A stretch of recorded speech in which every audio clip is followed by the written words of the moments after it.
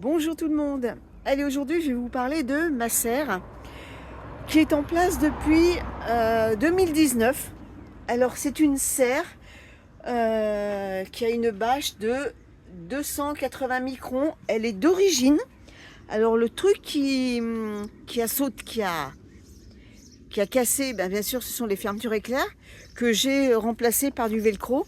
Mais mis à part ce petit souci, ma serre, eh bien, elle rentre encore en pleine fonction, malgré le nombre d'années que je l'ai.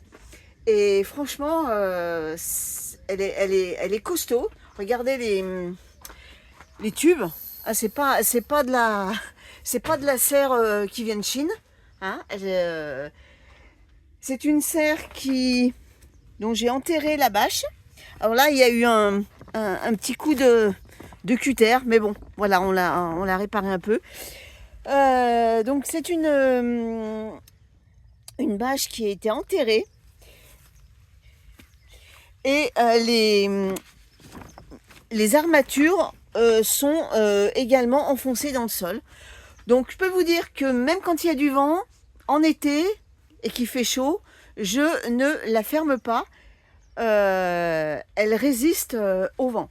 Le seul bémol que j'ai, c'est que par forte chaleur, eh bien, la température monte très vite à l'intérieur, puisque je n'ai qu'une seule ouverture. Elle fait que 6 mètres carrés. J'aurais aimé avoir des ouvertures soit sur les côtés, soit une autre porte. Mais bon, voilà, c'était une première serre hein, que j'ai investie.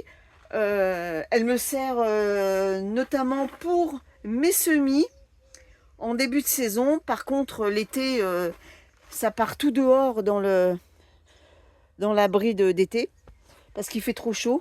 Et puis l'année dernière ou il y a 2 ans, je sais plus, j'avais installé une partie pour pouvoir cultiver des légumes en début de saison et en hiver.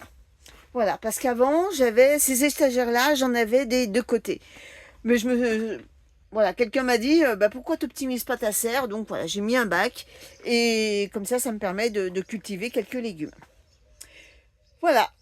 Allez, ben, je vous souhaite une bonne journée à tous. À bientôt tout le monde.